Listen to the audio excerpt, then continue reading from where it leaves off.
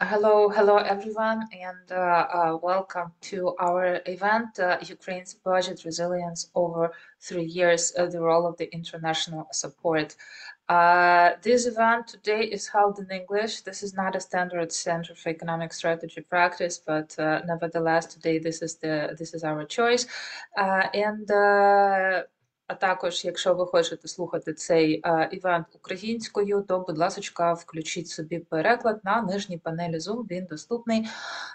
І ви можете слухати цей івент також українською в перекладі наших перекладачів. So what I just told is that you can enable the interpretation to Ukrainian via the Zoom toolbar at the bottom of your screen. Today we will present the study of the Ukrainian budget through the 3 war years, and we have three really great speakers. One of them is my colleague, Oleksandra Myronenko, Economist, Center for Economic Strategy Economist, who will present the overview of the budget. Then we are really honored to have today with us Professor Christoph Trebesch, the head of the well-known Ukraine support tracker in Kiel Institute, Germany. And the last but not the least, and definitely I think the very important speaker today is Serhii Marchenko, Minister of Finance of Ukraine. Thank you very much, Serhii, for finding time to join us. We will have half an hour of presentations and interventions by our speakers and guests, and then we will have half an hour Q&A session with those of you who are in Zoom and maybe in Facebook as well. So please leave your questions in Q&A. I am your moderator. My name is Mariia, Repko, Deputy Director for the Center for Economic Strategy, and I'm very grateful for making this event possible. To the International Renaissance Foundation, who supports a lot of our activities, and this is really valuable, especially in this hard times.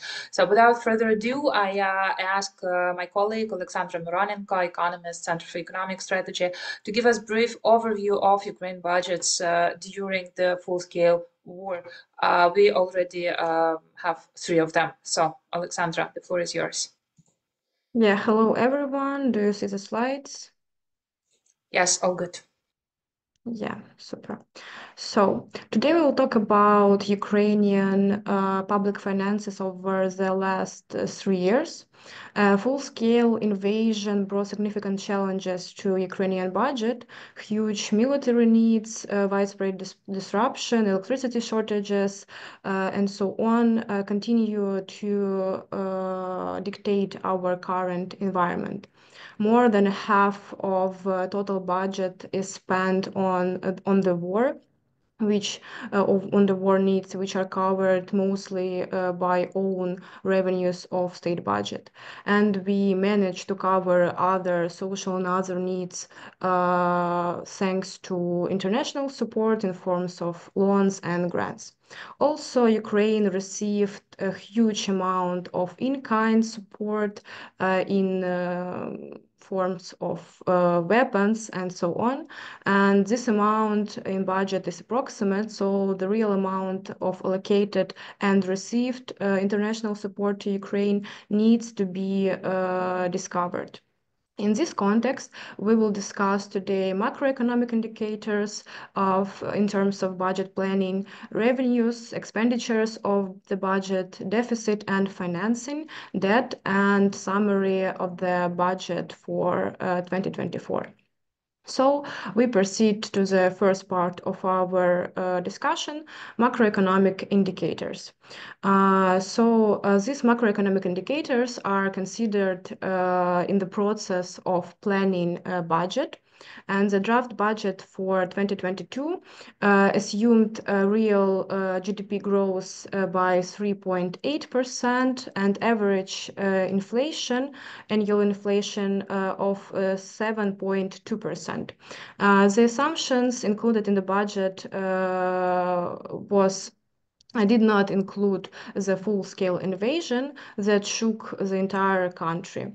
And as a result of 2022, the real GDP growth was minus almost decrease in 29%, and the annual consumer price inflation was almost more than 20%.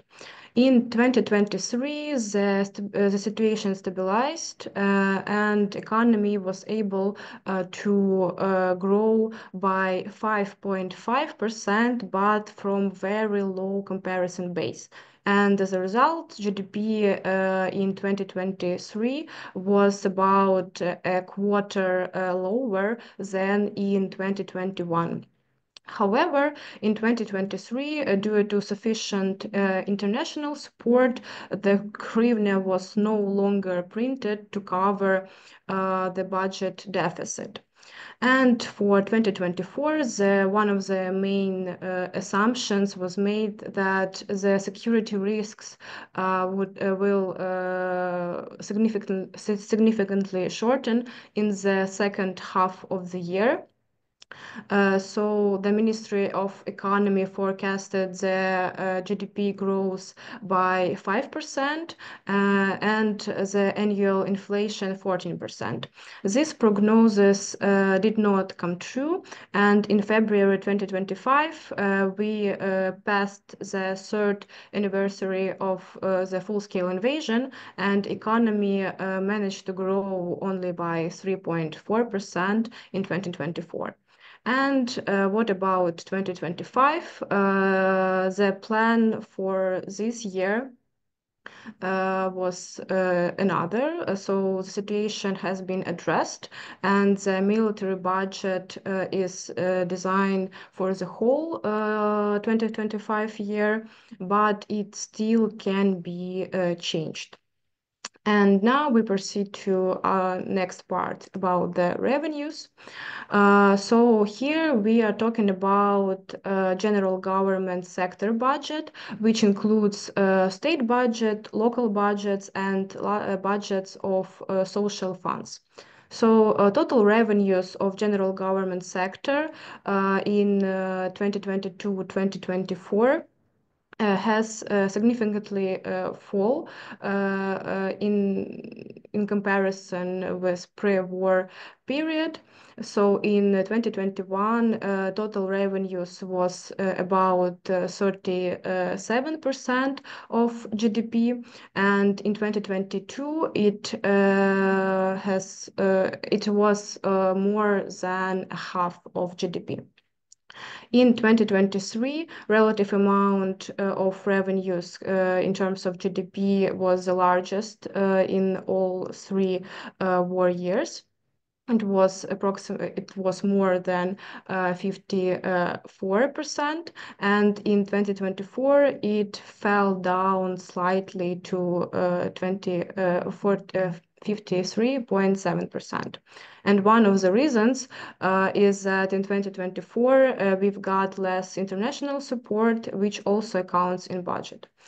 So general government sector revenues includes own revenues such as taxes and other budgetary allocations, and also it includes international support in forms of grants and in-kind support, which we have in natural form of weapons, humanitarian aid, and so on.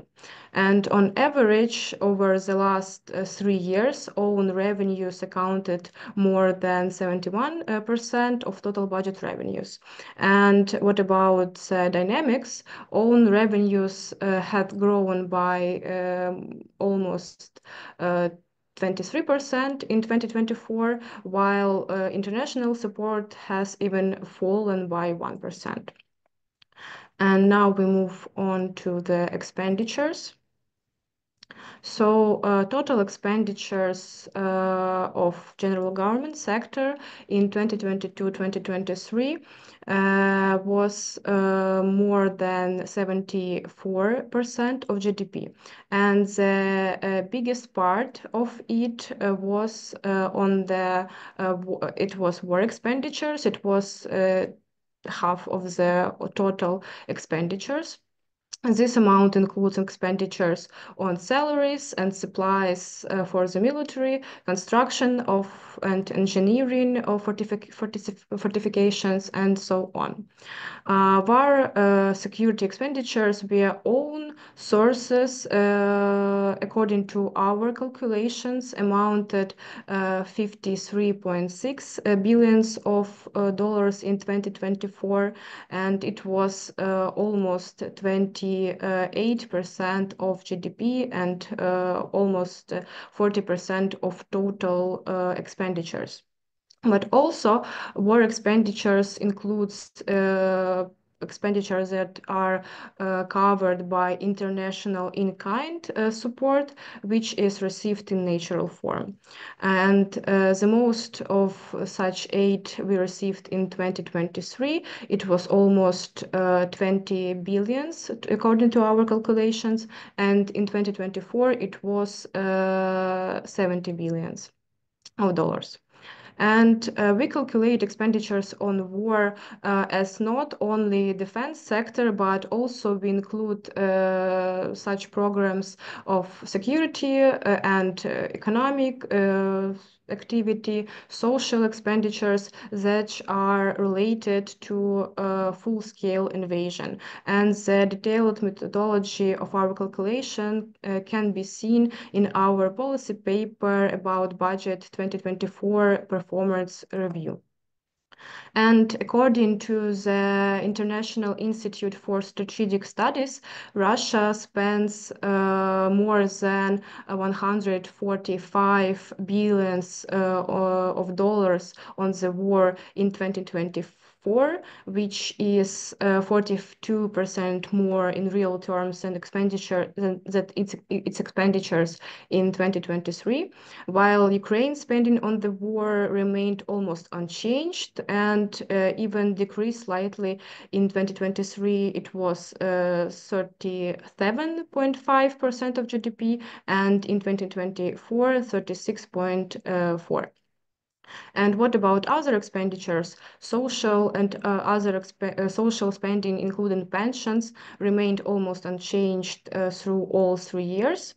On average, for 2022-2024, we spent more than 15% of GDP on social expenditures, which is at the same level as it was in 2020. And other expenditures remained also unchanged. And now we proceed to deficit and financing. Sash, please do this like one last minute and wrap up. Okay, yeah, of course. And so here we have the official deficit that it was almost 34%, 34 billions of dollars, and it was 17.6% of GDP, but adjusted real implied budget deficit was more. It includes also international support in forms of grants and direct aid. And if we are talking about funding needs, here we include also external and domestic debt repayment, and total funding needs was in 2024 almost 47% of GDP. And about debt, in 2024, public and publicity guaranteed debt amounted 166 billions of dollars, which was a lot bigger than in 2023. especially due to external public liabilities. And to sum up, here we have a proximal breakdown of the general government sector budget flows in 2024. Here we can see how inflows such as revenues and borrowings were spent on war expenditures and other needs of the budget. Thank you very much. Thank you very much, Oleksandra, for this comprehensive overview. And I want to pass the floor now to Christoph Trebesch. He's the professor and the head of the Ukraine Support Tracker at Kiel Institute. And this is very important job work that they were doing for over 3 years, and that all of us are using in our analysis. They collect information about all the military, financial, humanitarian support to Ukraine, which is provided by different countries, and then create a data set, create a lot of analytics and really valuable data out of it. So please, Christoph, tell us what you see and how do you believe the international support will develop? Great. Thank you so much for inviting me to be part of this. It's a great event and definitely something that, as you said, we have been focusing on for a long while. The first slide already shows that this is a very much a group effort. Many people have contributed to this effort. I'm just giving a presentation of all the results we have generated. This has been going on for 3 years. Yeah, I'll give a very brief overview on the methods and then focus on the main results and how Europe could replace US aid from what our data say. Okay, so what we do is that we track 3 types of humanitarian aid, of aid to Ukraine, which includes, humanitarian, military, and financial. We focus on 41 donor governments, most of them in Europe, but also Japan, Canada, United States, and other countries. We focus on government-to-government support, right? This is not private donations. We really focus on the sovereign level. And importantly, methodologically, we track so-called allocations, which means aid that has been already specified, right? So we do not count just general promises of certain volumes of aid, but only when donor governments say they will use this money for a specific loan or for a specific weapon purchase, then we count it in our database, just to get that straight methodologically. So commitments is one way in which we started, which is basically promises, right? When governments go out and say, we will give, I don't know, 500 billion to Ukraine in the next year. That is a promise and it's not specified. It's unclear what the exact purpose is for, when it is coming, and what's happening. And then the other extreme is delivery, which is when it actually crosses the border, when it actually arrives in Ukraine, which is very hard to do for military, for example, military aid. Governments are not very transparent in explaining when exactly which weapon types are delivered, which is why we focus on kind of the middle way, which is allocations, counting aid that has already been delivered or the aid that has been specified for delivery, right? That's conceptually what we do. Now, so you can think of it as kind of a good proxy for actual aid delivery, right? But some of it has not yet arrived. We trace almost 3 years by now. Overall, more than 267 billion euros have been allocated in total. We use a variety of sources. We prefer official government sources, right? So we use official press releases. We use these websites that governments have set up to give overviews on their aid to Ukraine. We use budget documents. So in other words, we drill deep and we get all the official government sources we can get our hands on. We then create a consensus database across these different sources and try to get as many sources as possible. Every single entry in our database is documented. Everything is open source. Everybody can look how every single entries, and we have thousands of entries by now on a single item list. Everything is in Excel and transparent, so people are also free to criticize us. We're very open to receive those kind of criticisms, but we really rely on official sources whenever possible, and the source quality has become much better over time. In the beginning, we had to puzzle together much more ourselves. Now, governments have become more transparent, which makes the reliability of our data higher. There is still lots of heterogeneity in how transparent countries are, and to be again transparent on that, we created like a transparency index by country, right? So you can actually see how detailed the information is that governments give out on their Ukraine aid. We created this index so you can see which countries are particularly open, particularly granular in their aid flows. Up there are countries like the Netherlands, Finland, Canada, and other countries are less transparent, like Spain, Romania, Greece. Okay, let's get to the core. I could talk, 1.5 hours just on the methods, but I don't want to bore you with the process and instead focus on the outputs. So I'm going to show most of the data that ending in December, as of the start of this year. We always have a kind of a 2 months lag. We just released our news data, but most of this is actually as of end last year. One key takeaway is that the US has been leading as the biggest single donor, but it is not the only important donor. In fact, when we count all European countries together, including the UK and Norway, we actually see that Europe has now surpassed the United States in total aid. You can see the breakdown here by type of aid. So you can see that the United States gives both financial and military aid. The EU institutions, so think of the Commission, gives mostly financial aid, and then the individual member countries of the European Union give a mix of red, which is military, and blue, which is financial aid. Okay, this is the overall graph with the very latest data, where you can see that if we count every single aid item, military, financial, and humanitarian, added up across all European countries, and then compare it to the United States, we see that Europe has now surpassed the United States by about 25 billion in total aid allocated since January 2022, and it has promised much more than the United States at this point, right? So the big chunks of EU level financial support are still not paid out. In other words, Europe is now the main donor, the main supporter of Ukraine. This is the only area where this is not yet true is military, where, in our latest update, the gap between the US and Europe is about 1 billion. So we're pretty much on par, right, in terms of the value of military aid. The United Kingdom leading, but also smaller countries like Denmark and Netherlands have given a substantial amount of military aid as well. This is the financial side.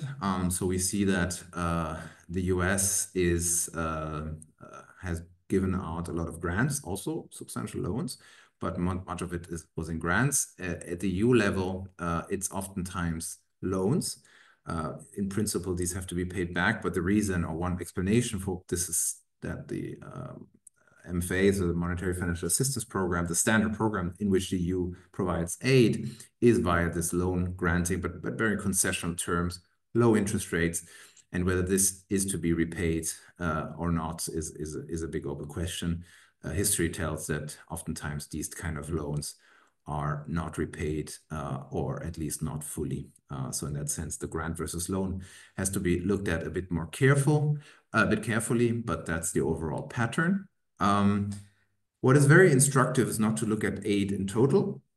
Sure, that's also important, especially from a Ukrainian perspective, but from a donor view, it's important to place aid in percent of what countries can do, or the economic power these countries have, and GDP is a good proxy for that. So if we place aid given to Ukraine in percent of pre-war GDP, so 2021 GDP, we see substantial differences across countries, right? And you can clearly see that the Nordic countries, the Scandinavian countries, give much more, or the Baltic countries, Estonia, Lithuania, Latvia, have given much more relative to their economic weight, relative to GDP, than countries in the Western European parts, like France or Spain, which doesn't even appear here, of France, right? If you just look at bilateral aid, the difference is even stronger.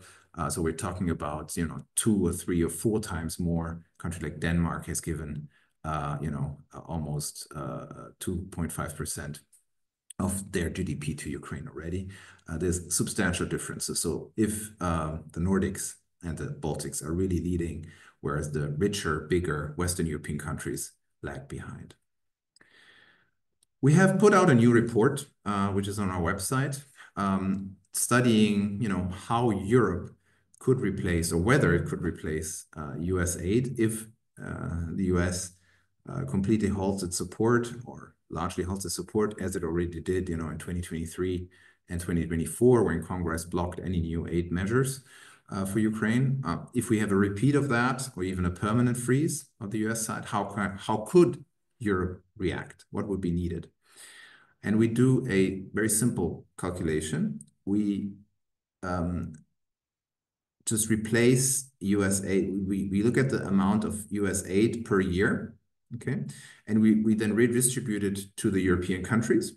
And this results in an annual contribution that each European country would need to do of 0.21% of GDP, right? So that's not a huge amount. It's the amount of, say, individual subsidy programs on the domestic level for, tax deductions of firm cars, right? Or individual minor social programs, right? This is the size of the contribution that would be needed per year to support Ukraine. We're not talking about massive sums. So in terms of budget, this is more of a side item than a central effort, okay? So we're not talking about large sums, that's one. So Europe, in other words, every European country would need to give 0.2% of its GDP per year to fully replace US aid in terms of the volume, right, of the cost. And then you can benchmark that kind of like average of 0.21% per year to what countries have been giving over the past 3 years on average, right? And this is what this graph shows you. So the blue bar, these bars show you that a country like Denmark is already, is far above that 0.21% target. It has been giving 0.7% of its GDP per year, right?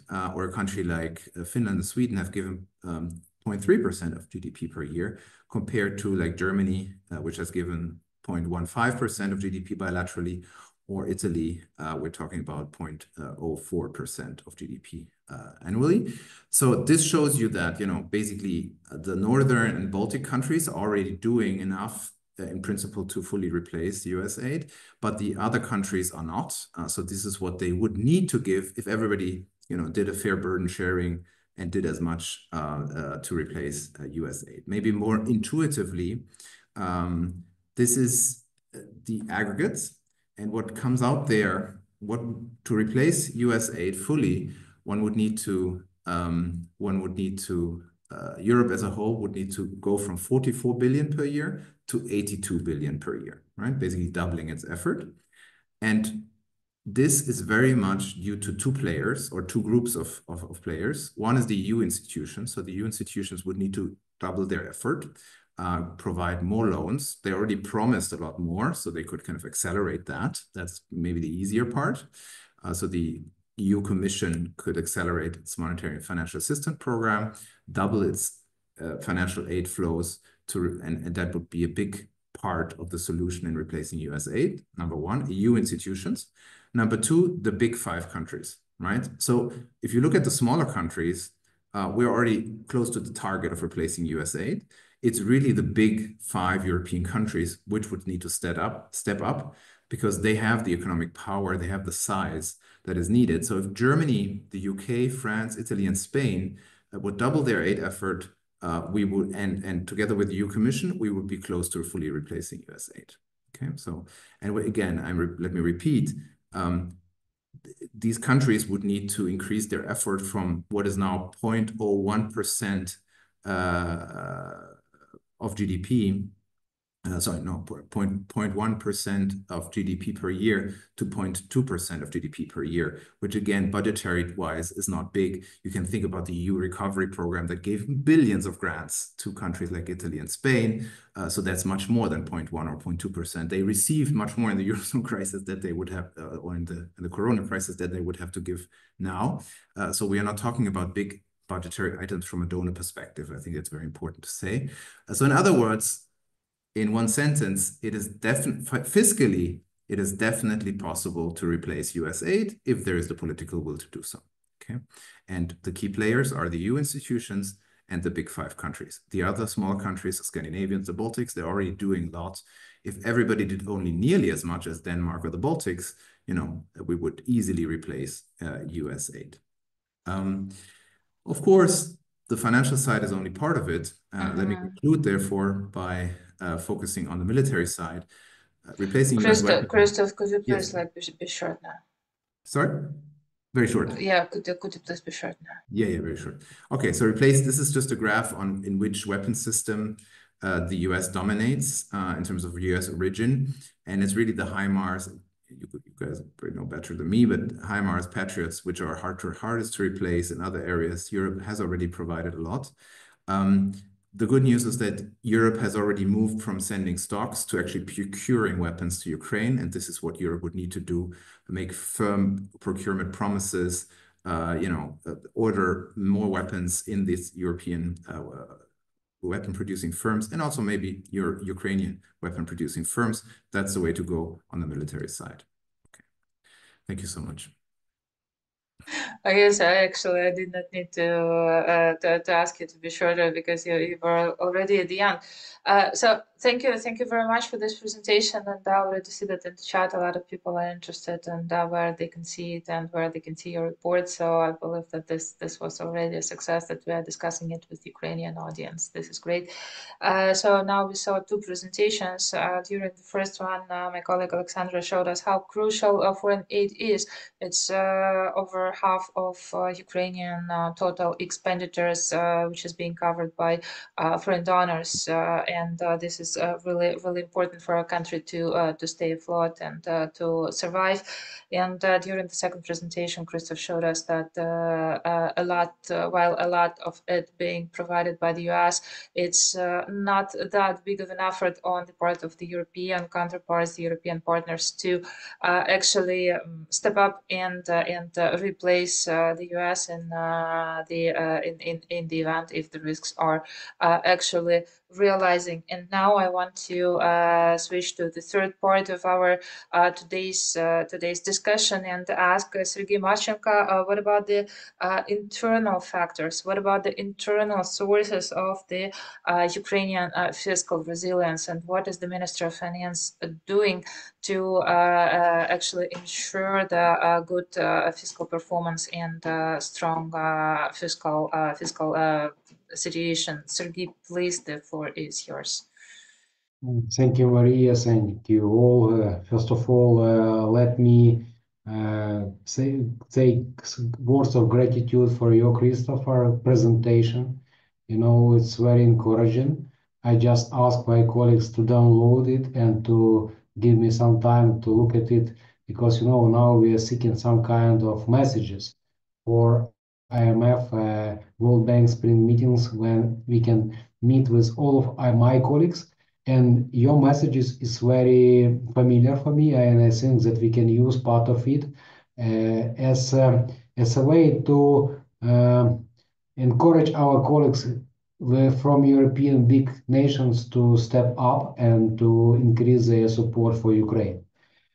Again, thank you very much for this presentation. I would like to briefly describe the current situation where we are now.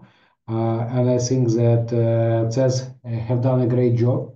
They describe our current way how we try to balance our budget, how we try to preserve macroeconomic stability. I would like to emphasize several pillars of such a stability. First of all, it's availability of IMF program.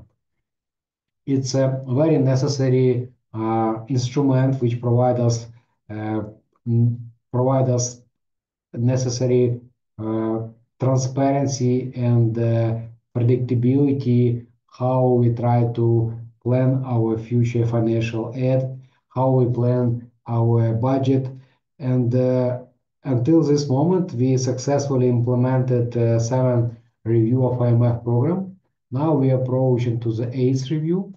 I believe that we can do all necessary job from our side to fulfill all of our structural benchmark to be able to successfully resolve AIDS review as well. It's necessary step for all of our partners because practically all of our loan agreement, all of our financial aid programs includes very specific paragraph which envisage availability IMF program.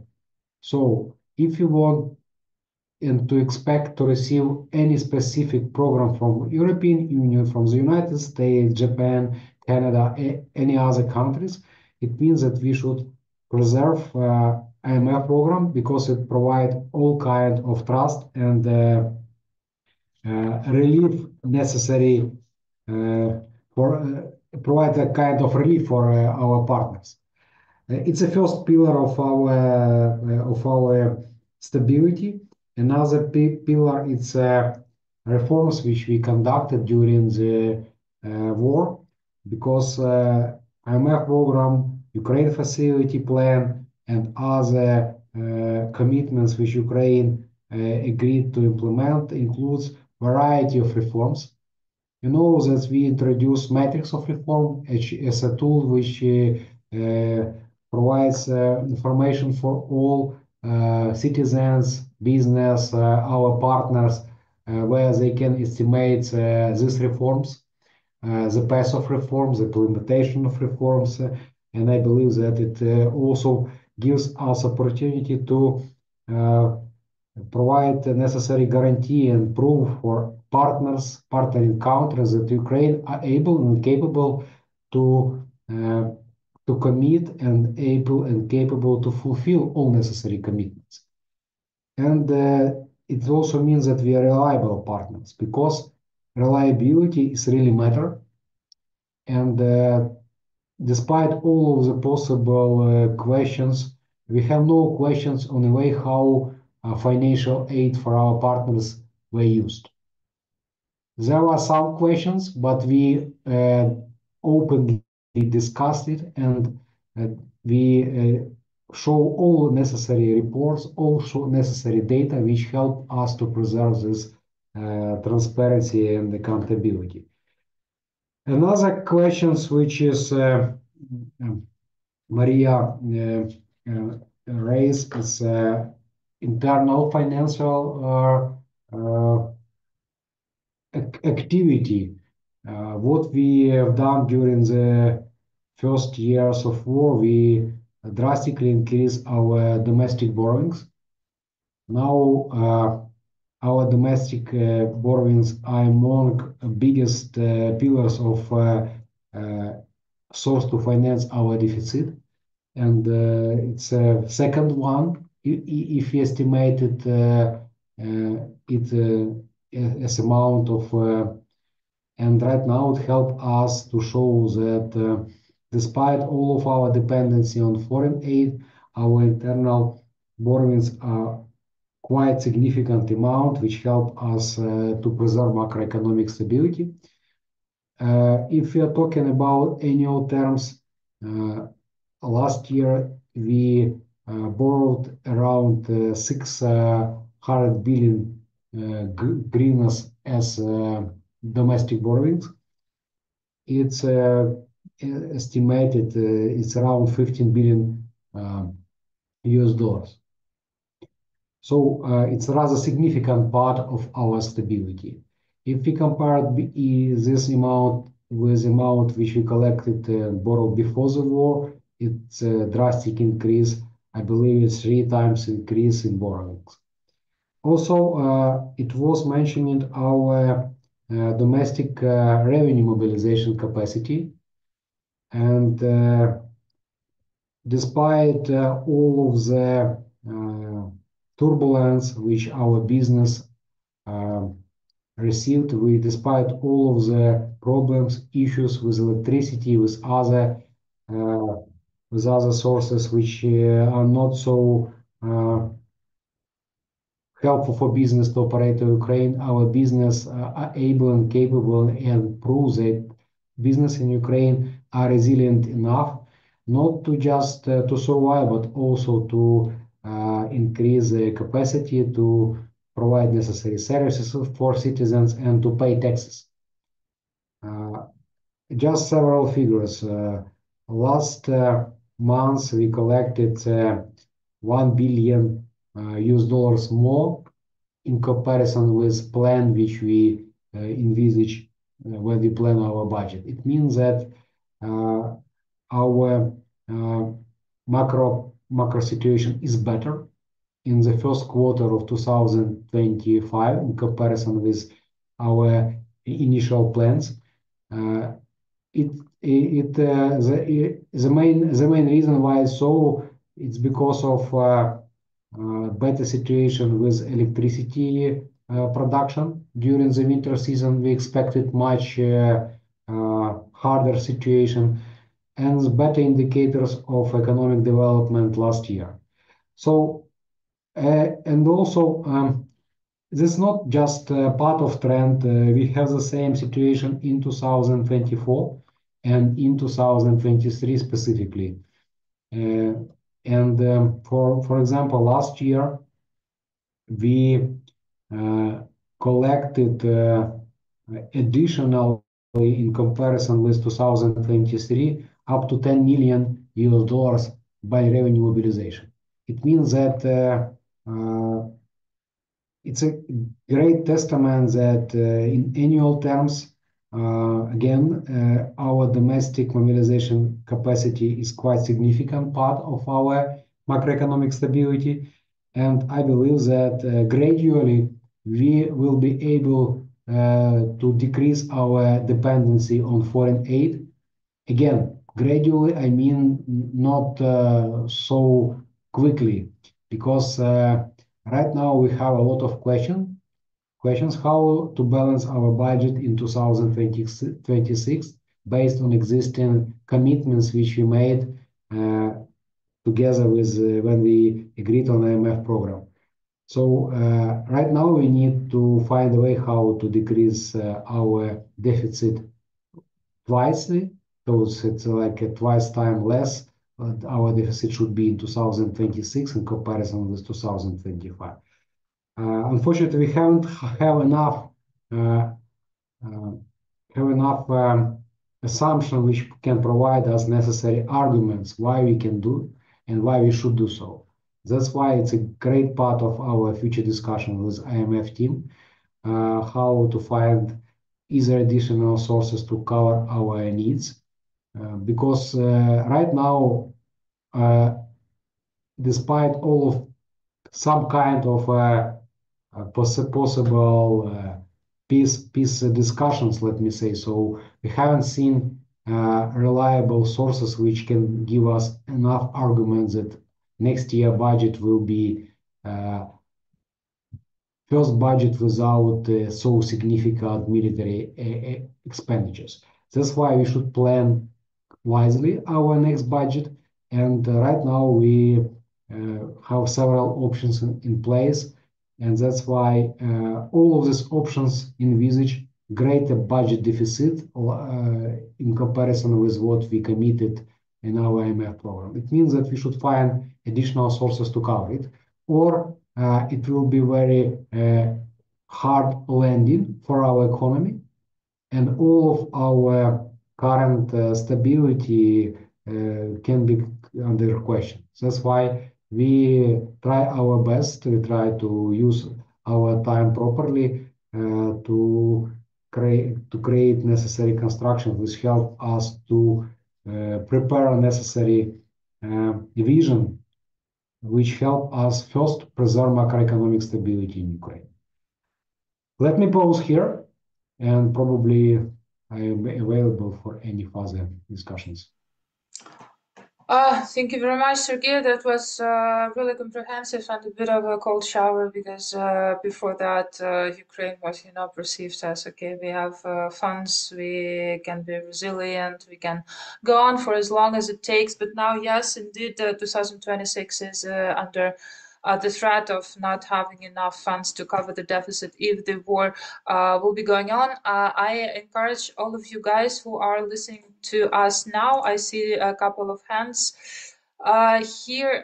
Maybe I will give the floor to Olena Bilan, but that's a very big, let's say, exemption because I know that Olena is our colleague analyst and she does a lot on in terms of budget. But for the rest of you, so I will give the floor to Olena now. For the rest of you, could you please leave your question either in chat or in the Q&A session so that the minister can answer. And also I wanted to share that in 5 to 10 minutes, Serhii Marchenko will have to go. Yeah, we were aware of that. So please be quick with your questions. Olena, if you can Hi. speak. Yes. Yeah, can you hear me? Yes, all good. Okay. Okay, thank you very much for the event and the great presentations. I have probably a quick comment to Professor Trebesch's presentation. First of all, it's a great job that your team is doing, and we all appreciate it and use it very extensively. But I think the breakdown of the financial aid into these loans and grants is indeed a little bit misleading, and you might think of really adjusting the definitions, maybe call this portion that is kind of a hybrid, right? Call it a hybrid financing, because especially the 50 billion ERA package is not really a loan funding for Ukraine, right? And there is a lot of attention to the data that you publish, and people don't understand all these details. So it might be very helpful to kind of specify properly what kind of financing Ukraine gets, and also probably as a suggestion to publish disbursement, not only allocations, because allocations due to ERA projects are notably higher currently than the disbursement. Other than that, great data set and great presentation. Thank you very much for your job. Yeah, it was and a quick question. Okay. Yeah, a quick question to the minister. Yeah, there were reports, local media reports recently that the budget for this year, budget law for this year would need to be revised because of the very intensive spending on military, much more intensive than what was initially planned. Do you expect any kind of revision to the budget this year? And do you think there is any risk that the financing that is currently allocated would not be sufficient? Thank you. Yeah, another question. Olena, thank you very much. It was Olena Bilan from Dragon Capital, and I will let Christoph to answer that a bit later because we have Serhii out of time. And I have another question to Serhii, so probably you, if possible, take two questions. The second one is, do you have any plans to restructure the debt or the debt service payments? So you have two questions from our audience. Could you please step in and answer that? Let me answer the last one, easier one. We don't plan any additional restructure of our debt payments. That's why we already done necessary restructuring operation, and right now we are fully under our this sustainability analysis, which IMF provides for us. If you're talking about our budget, current budget needs, well, it's true that we should have spent additional amount of existing budget to military because of some military reasoning on that. I don't want to describe details of specifics why it happened. I believe that we provided quite significant budget for this year in comparison with last year, practically the same. But we can't just overlook or predict all possible military risk which right now materialized. That's why definitely our military expenses is much bigger this quarter, last quarter, in comparison with our initial plans. I haven't seen any problems with that. I think that we are capable enough to cover these additional military expenses. It's a question the timing of our supplemental budget. Right now, I'm not ready to tell that it will be in the nearest future. Probably it will be in the second half of the year, because we have enough capacity and enough appropriations from Ministry of Defense until the second half of the year. So let's see when it will be, because again, situation is quite unpredictable and uncertain, specifically if you're talking about military expenses. Again, I want to repeat that situation is under control. We haven't seen any risks to military expenses not to be paid or any other options. So moreover, we are able and capable to cover all military expenses, and we have enough buffer of our revenues and internal capacities to do it without additional tax increases. So we believe that we are able to cover our military expenses based on existing overperformance on our revenue mobilization, and we have some space in the way of domestic borrowings. Serhii, do you have another 2 minutes, or for the last question? I have it in my messages. Okay. Right? Okay, Yes. perfect. So the question is on the business side. Do you believe that the budget could make room for tax relief for first the companies who lost their properties during the recent attacks? And we know that there are a few of them, right? And the second, for those early investors, for foreign companies who invest in Ukraine now, not waiting for till the end of the war, do you believe that there is a room for tax relief for them? Well, I believe that we shouldn't create additional tax exemption for any business because despite all of the damages Ukraine's business has suffered, and despite all of the structural damages, business are able to recover. And if we create some kind of tax exemptions, it creates a distortion in the market. So I don't think that it's a wise idea to create additionally distortion in the market. We already have several, but we have some reasons why we introduce it. If you're talking about foreign investors support and possibility to attract investors, we already have a lot of reliable scheme which provides and creates additional opportunity for business to be able to invest in Ukraine. And right now, I believe that business should absorb existing as decent possibilities.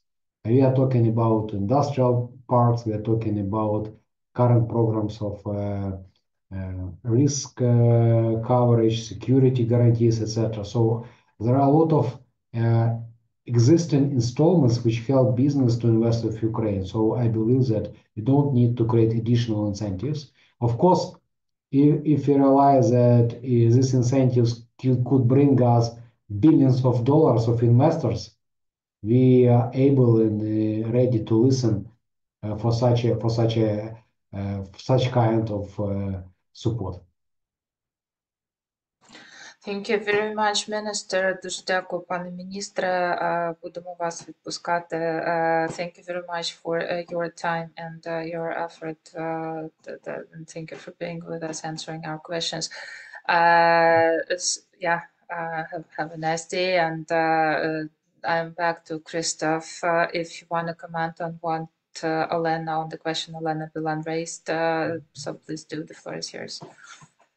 Sure. I mean, look, we have a like 60-page methodological piece that discusses all these details on definitions and how to frame them. There's always room for improvement. I mean, I've been working, as you know, on international finance for a long time. Grants are grants and loans are loans. That's the legal. We follow the legal definition. The problem is, as you say, people don't understand nuance state. It's hard to, understand the difference between, as you say, a hybrid and a proper loan with proper high interest rates and short maturities. I mean, maybe the way out is to add structure and call it a concessional loan, which it is. But I will think about your question and talk to the team and see how we can improve and avoid bias, which is really what we want to do. So we share, I think, this common goal, especially given all the noise from in the current discussion on this topic. We want to maybe add more nuance and maybe we can even write a short little piece on the question. I'll discuss with the team. Thanks a lot, Olena. Yeah, and Christoph, the short piece on grants and loans, that would be really good, especially, you know what I'm thinking? I'm thinking in light of this critical minerals deal where the aid of the US provided to Ukraine should be kind of put into the light of, let's say, legal definition of grants, to my opinion. But okay, we have another question to you, and the question is from Marina Kozlovska. Marina asks, do you think that strengthening the budget support from the EU countries, the potential strengthening, would be accompanied by the additional criteria in terms of euro integration and in particular in terms of the public procurement, which is actually interesting detail.